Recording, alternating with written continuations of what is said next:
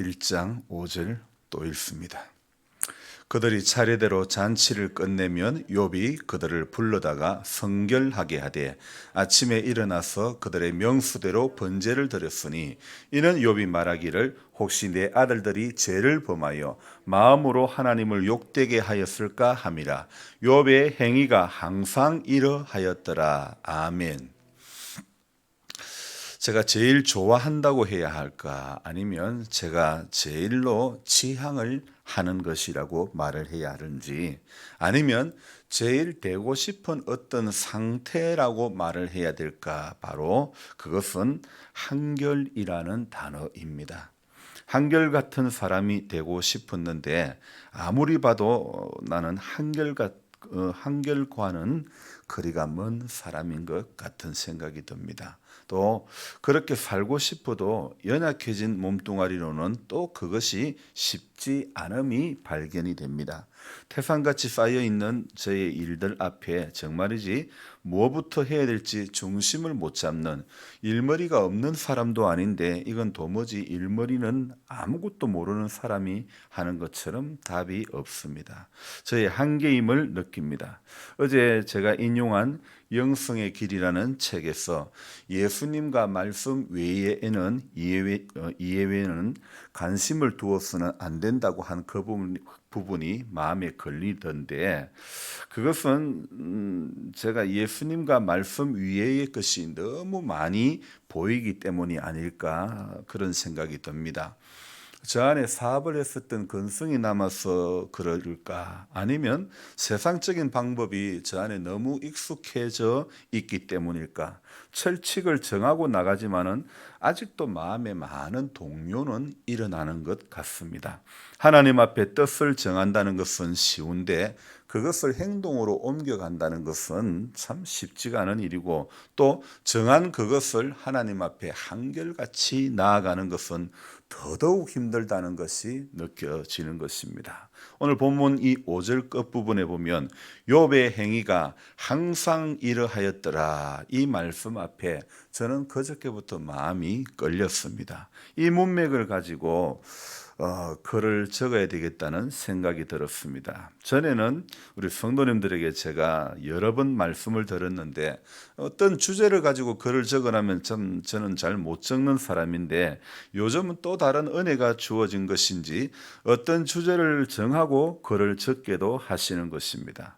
저 안에 하나님께서 하시는 일들이 실로 놀라울 뿐이라는 것, 정말 제 안에 없는 것들을 채워주시는 하나님이 또 느껴지는 것입니다. 하나님은 저의 부족함을 채워주시는 하나님이라는 사실이 점점 더 체험이 되어지게 되는 것입니다. 항상 이러하였더라고 했는데 이 말씀이 무엇일까? 항상 어떠했다는, 욥의 상태가 항상 어떠했다는 것을 의미하는 것일까? 욥기 1장 1절부터 5절까지는 욥의 배경과 욥이 동방에서 가장 훌륭한 사람이라는 것, 그리고 또 그의 가족 사항과 그의 신앙, 즉 온전하고 정직하고 하나님을 경외하고 악에서 떠난 자라고 하는 그런 어떤 그 욥에 대한 평가, 그리고 또한 그는 엄청 부자였다는 사실.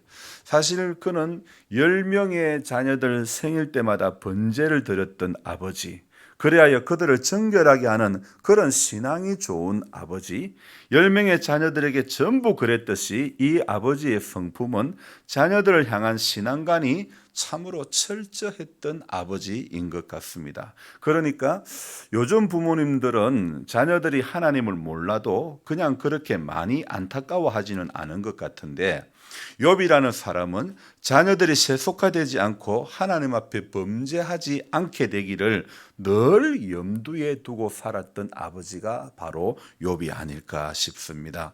여러분, 성경에 나오는 인물 중에 그 누구보다도 자녀들의 신앙에 대해서 마음이 이와 같은 사람은 아마도 없을 것 같습니다.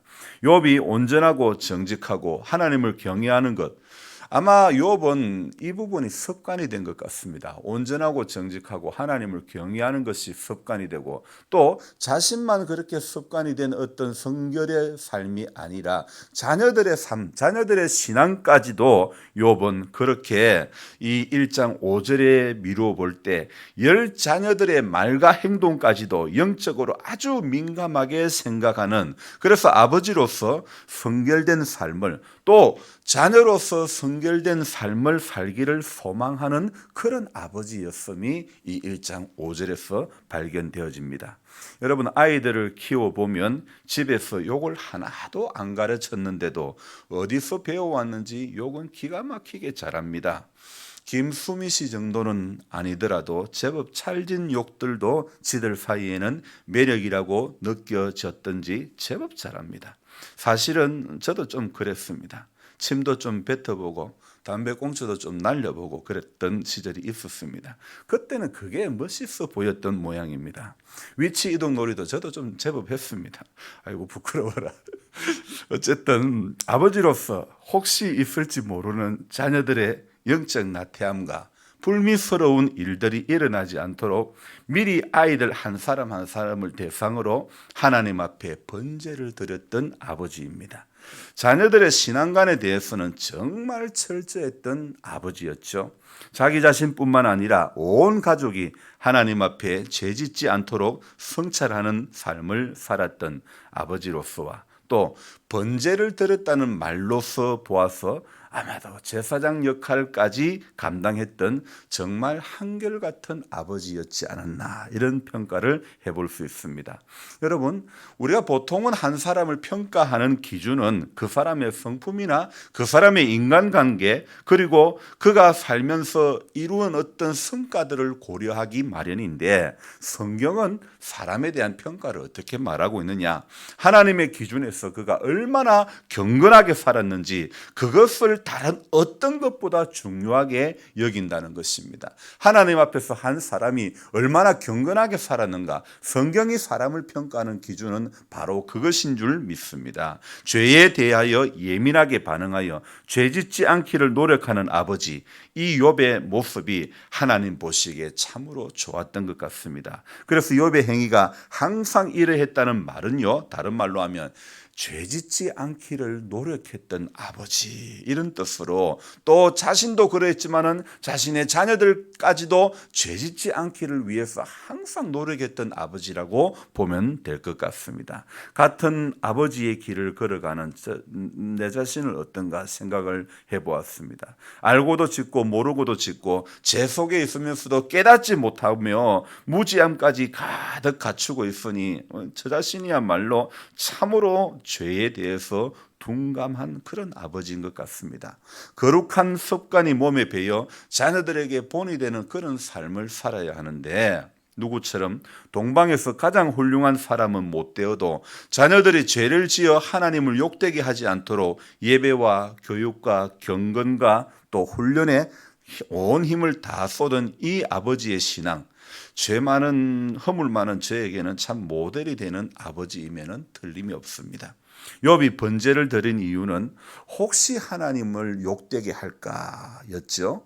자, 이 혹시라는 말은요, 자녀들이 죄를 범했을지 모를 그런 죄를 범했는지 안 범했는지 모른다는 겁니다. 그래서 혹시 죄를 범했을지 모를 그런 죄를 해소 차원에서 성결케 하는 번제를 하나님 앞에 드린 것입니다. 죄를 지었는지 짓지 않았는지 알지 못하는 상황에서 제사를 드렸다는 것은 이건 매우 특이한 일입니다. 구약에는요, 율법에 죄를 지었을 때에 각종 제사로 하나님 앞에 제사를 드렸지요. 그리고 레위기 5장에 가면 알지 못하는 가운데 지은 죄를 속하는 제사에 대한 그런 규례가 나와 있습니다. 그런데 이 지금 욥의 경우는요, 혹시 내 아들들이 죄를 범했을까, 지금 지었는지 안 지었는지도 모르는 그런 상황에서 제사를 드렸다는 점이 다른 아버지에게서 볼 수 없는 그런 대목 아닙니까? 이것은 잠재적인 죄에 대한 하나님의 심판을 미리 차단하기 위함인 것 같은데, 구약의 전통에서는 쉽게 찾아볼 수 없는 욥만의 낯설은 그런 행동으로 볼 수 있습니다. 이것은요, 아마도 자신뿐만 아니라 자녀들까지도 철두철미하게 경건하게 살기 위해서 조바심을 내며 최선을 다했던 아버지의 모습이 여기에서 발견되어집니다. 항상 이러하였더라. 자녀들이 즐거운 웃음과 또 기쁨의 시간들을 보내고 있었지만은 이 아버지의 눈빛은 항상 어디에 가 있느냐? 하나님 앞에 욕되게 안 할까? 혹시 이런 마음입니다. 늘 근심 어린 눈빛으로 이렇게 지켜보았던 아버지입니다. 왜냐하면 그 아들들이 생일 때마다 베푼 잔치는요, 포도주와 음식이 함께했던 그런 잔치였기 때문입니다. 혹시라도 포도주로 인해서 실수하지 않게 될까 노심초사하는 그런 아버지의 모습이 발견되어지는 것입니다. 엊그제 군산 가서 만난 목사님, 제일 힘든 것이 바로 치객으로부터 이렇게 맞았을 때가 제일 힘들다고 했는데, 사람들이요, 이 사람이 때릴 때 정신이, 이 맨정신에 때릴 사람이 어디에 있겠습니까? 약간의 술이 사람으로 하여금 정신줄을 놓게 하는 것이지, 그래서 보이는 것이 없는 행동을 하고 만 것이지, 맨정신에 여러분 대리 부를 사람이 누가 있고 맨정신에 주먹부터 나갈 사람이 누가 있겠습니까? 청년 시절 다녔던 제 울산교회 담임 목사님께서 하신 말씀이 모든 방탕과 음란의 시작점은 술에 있다고 말씀하셨습니다. 베드로전서 4장 3절에 이런 말씀이 있습니다. 너희가 음란과 정욕과 술취함과 방탕과 향락과 무법한 우상숭배를 하여 이방인의 뜻을 따라 행한 것은 지나간 때로 족하도다. 그렇게 말씀하고 있습니다. 그뿐 아닙니다. 누가복음 21장 34절에 너희는 스스로 조심하라. 그렇지 않으면 방탕함과 술취함과 생활의 염려로 인하여 마음이 둔해진다. 그래서 뜻밖의 그날이 덕과 같이 임한다. 이렇게 말씀하고 있습니다. 두 구절 공이 나오는 말씀이 뭐냐면 술취함과 방탕함, 이 단어는 공이 나오는데, 여러분 술 취함과 방탕함은요, 요거는 친구 같은 거예요. 늘 같이 다니는 거예요. 술과 방탕은 늘 이렇게 붙어 다니는데, 제 아버지 바로 밑에 동생 작은 아버지께서 30 넘어서 술을 배웠는데, 그 술로 인해서 작은 아버지는 사촌들에게 늘 폭력을 휘두르고 또 숙모에게 폭력을 휘두르고 방탕한 삶을 사시다가 49에 50을 못 넘기고 49에 이렇게 돌아가시고 말았는데, 여러분 우리도 조심하지 않으면 마음이 둔해지고 준비되지 않은 채 그날을 맞이할 수 있게 되는 것입니다.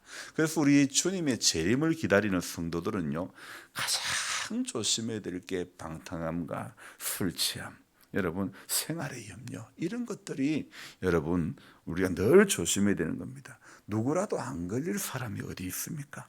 하나님의 말씀 앞에 나는 자유롭다 할 사람이 누가 있겠습니까? 그럼에도 우리는 재림을 기다리는 신앙의 사람이 되어야 되고, 재림을 기다리는 신앙인들은 욥과 같이 오늘도 성결된 삶이 최우선의 과제로 되어져야 된다는 것입니다.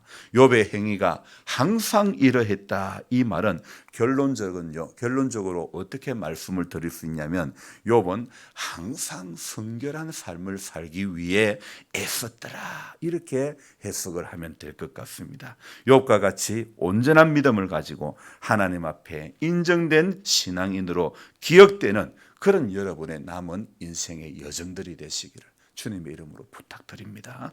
기도하겠습니다. 하나님 아버지, 오늘 이 욥기 1장에 계속하여 머물러서 욥의 그 인생관, 신앙관을 보았습니다.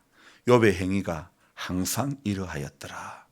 욥은 혹시라도 모를 자녀들이 죄를 지을까, 자신도 그렇게 될까, 늘 조바심을 가지고 하나님 앞에 기도했던, 성결된 삶을 살기 위해서 몸부림을 쳤던 한 아버지였음이 발견되어집니다.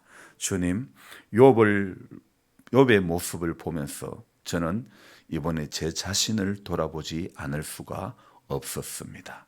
아버지로서 구별된 모습이 얼마나 있었고 또 하나님의 자녀로서 구별된 이 삶을 얼마나 살아갔었으며 또 자녀들의 신앙을 놓고 욥은 얼마나 지극정성이었는데 오늘 요즘 현대인들은 자녀들의 신앙에 대해서는 너무나 소홀한 그런 모습은 아닌지 우리가 다시 돌아봐야 될 부분이 바로 다음 세대의 신앙이라는 것입니다.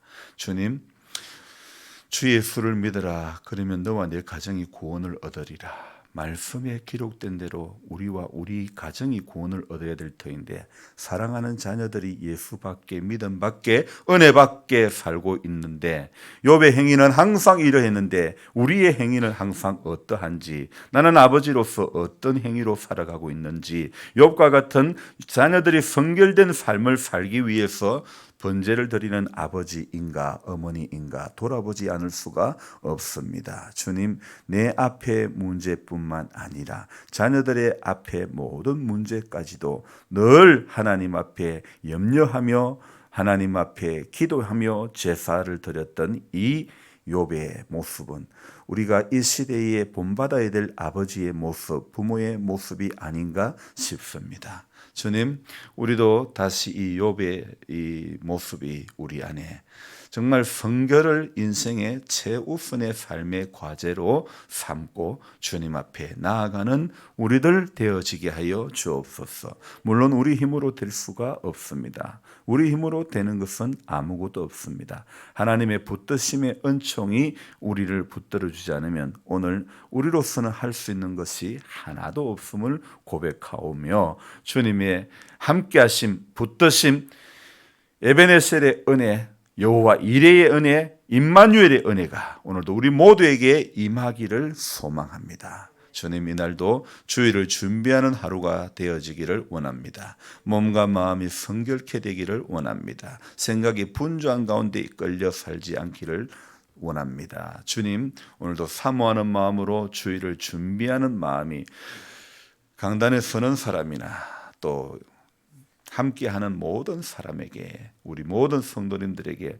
같은 마음으로 사모하는 마음이 우리 안에 있게 해 주시기를 원합니다. 주일에 대한 개념들이 점점 사라져가는 이때에 하나님의 말씀으로 다시 돌아가는 우리들이 되어지게 하여 주시기를 원합니다. 말씀과 기도 외에는 인생이 거룩해질 길이, 구별될 길이 없다고 말씀하고 있습니다. 오늘도 이 말씀의 교훈을 따라 이 하루를 살아가면서도 우리도 항상 이러하였더라 이런 평이 되어지기를 주님 간절히 바라오고 원합니다. 하나님 앞에 한결같은 인생이 되기를 소망하는 우리 모두가 되게 하여 주옵소서. 연로하신 모든 성도님들 새 힘을 더해 주시고 구원의 확신을 주시고 약한 가운데서도 강함 되시는 주님이 경험되어지는 은혜가 있게 하여 주옵소서. 귀하신 예수님의 이름으로 감사하며 기도드리옵나이다. 아멘. 간절한 마음으로 주여 부르고 기도합니다. 주여!